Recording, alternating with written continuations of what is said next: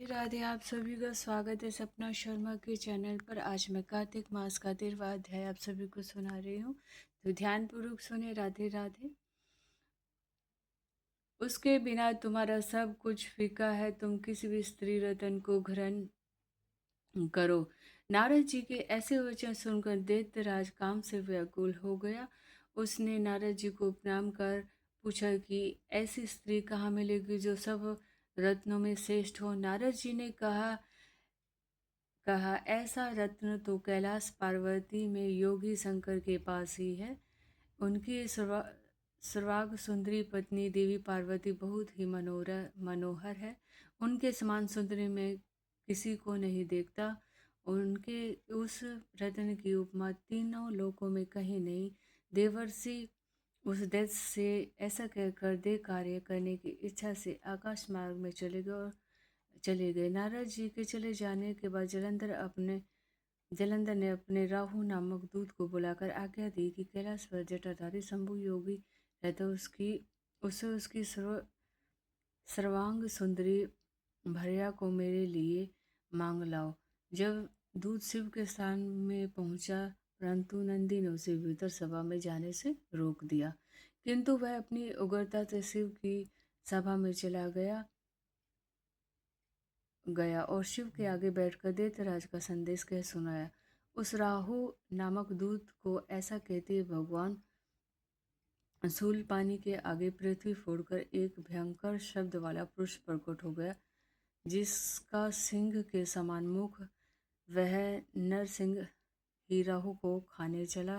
राहु बड़े जोर से भागा, परंतु उस पुरुष ने उसे फाड़ दिया। उसने शिवजी की शरण ले अपनी रक्षा मांगी। शिवजी ने उस पुरुष से राहु को छोड़ देने को कहा, परंतु उसने कहा मुझे बड़ी जोर से भूख लगी है, मैं इसे खाऊंगा। महेश्वर ने कहा यदि तुझे भूख लगी है तो अपने हाथ और पैर का मांस भक्षण कर ले और कर ले। उसने वैसा ही किया। अब केवल उसका सिर शेष मात्र रह गया। तब उसका ऐसा कृत्य देख शिवजी ने प्रसन्न हो उसे अपना आज्ञा पालक जानकर अपना परम प्रिय गण बना गण गण बना लिया। उस दिन से वह शिवजी के द्वार पर स्वीकृति मुख नामक गण होकर रहने लगा। बोलो जय श्री राधे, जय श्री राधे।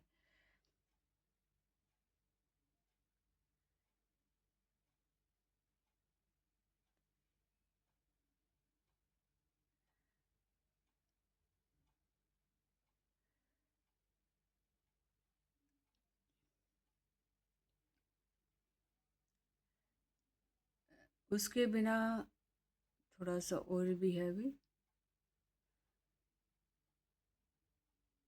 तब उसको इस धर्मपुर राज्य करते हुए देख देवता शुद्ध हो गए। उन्होंने देवाधिदेव शंकर का मन में स्मरण करना आरंभ किया तथा भक्तों की कामना पूर्ण करने वाले शंकर ने नारद जी को बुलाकर देव कार्य करने की इच्छा से उनको वहां भेजा। शुंभ भक्त शिव की आज्ञा से देवपुरी में गए। इंद्रादिक सभी देवता व्याकुल हो शीघ्रता से उठ नारद जी को उत्कंठा भरी दृष्टि से देखने लगे। अपने सब दुखों को कहकर उन्हें शीघ्रता से नष्ट करने की प्रार्थना की। तब नारद जी ने कहा मैं सब कुछ जानता हूँ, इसलिए अब मैं दैत्य जलंधर के पास जा रहा हूँ। ऐसा कह नारद जी देवताओं को आशीर्वाद देकर जलंधर की सभा में आए। जलंधर ने नारद जी के चरणों की पूजा कर हंसते हुए कहा कि ब्राह्मण कहिए आप कहाँ से आ रहे हैं, यहाँ कैसे आना। मेरे योग्य जो सेवा उसकी आगे दीजिए। नारद जी प्रसन्न होकर बोले हे महाबुद्धि जलंधर, तुम धन्य हो। मैं स्वेच्छा से कैलाश पर्वत पर गया, जहाँ 10,000 योनियों में कल्प वर्ष का वन है। वहाँ मैंने सैकड़ों कामधेनुओं को विरचते हुए देखा तथा यहाँ तक भी देखा कि वह चिंतामणि से प्रकाशित परम दिव्य अद्भुत और कुछ भी नहीं सर्वगुणमय मरा है। मैंने वहाँ पार्वती के साथ स्थित शंकर जी को भी देखा, जो सर्वांग सुंदर, गौर वर्ण, त्रिनेत्र और मस्तक पर चंद्रमा धारण किए हैं। उन्हें देखकर मुझे बड़ा आश्चर्य हुआ कि उनके समान समृद्ध सारे त्रिलोक में ये- कोई नहीं या नहीं, त्रिलोकी में कोई है या नहीं। हे देतेंद्र, उसी समय मुझे तुम्हारी समृद्धि का स्मरण हो गया और उसे देखने की इच्छा से मैं तुम्हारे पास चला आया। यह सब सुन जलंधर को बड़ा हर्ष हुआ। उसने नारद जी को अपनी सब समृद्धि दिखला दी। उसे देख नारद ने जलंधर की बड़ी प्रशंसा की, कहा कि निश्चय ही तुम त्रिलोकपति होने के योग्य थे। ब्रह्मा जी का हंसयुक्त विमान तुम ले आए और तुम्हें ध्रुवलोक, पाताल और पृथ्वीलोक पर जितने भी रत्न आदि हैं सब तुम्हारे ही तो हैं। ऐरावत, उच्चैवर, सवरा, घोड़ा, कैलाशवत और कुबेर की निधि भी तुम्हारे पास ही है। तुम्हारे पास हारे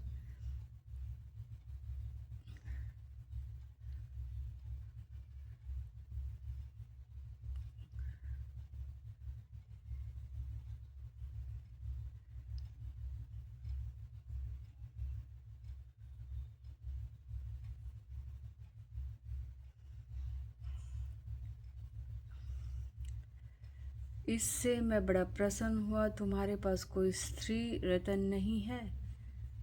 इससे मैं बड़ा ऐसे जलंधर ने कुछ ऐसे ही बोला। तो 13वां अध्याय भी यहीं समाप्त होता है। बहुत सारे शब्द मिटे हुए हैं, समझ नहीं आ रहा क्या लिखा हुआ है, तो इसमें थोड़ी परेशानी हुई है, तो गलती हो तो माफ़ कर देना। 13वां अध्याय इस प्रकार था। अब हम कृष्ण जी की आरती कर लेते। ओम जय कृष्ण हरे, बोलो जय जय कृष्ण हरे। भक्तों के दुख सारे पल में दूर करे, परमानंद मुरारी मेरे मोहन गिरधारी। जय रस रस बिहारी, बोलो जय जय जय गिरधारी।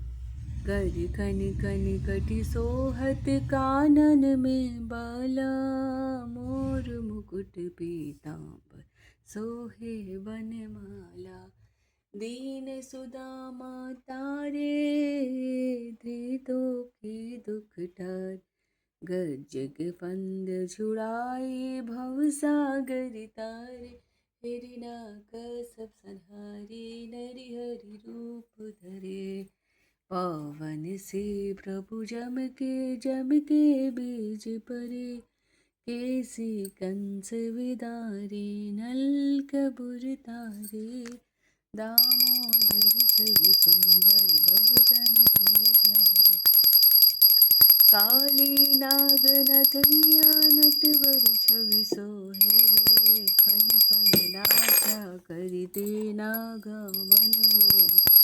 राजरुगर सन पायो, माता शोक हरी, दुर्पत सूता रखियो, करुणा लाज भरे।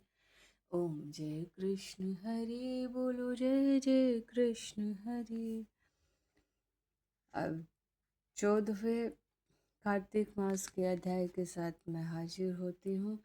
प्लीज़ गाइस मेरे चैनल को लाइक एंड सब्सक्राइब कर दें, और मेरी किसी भी गलती को, आप कोई भी गलती हो गई हो उसे माफ़ करें। राधे राधे।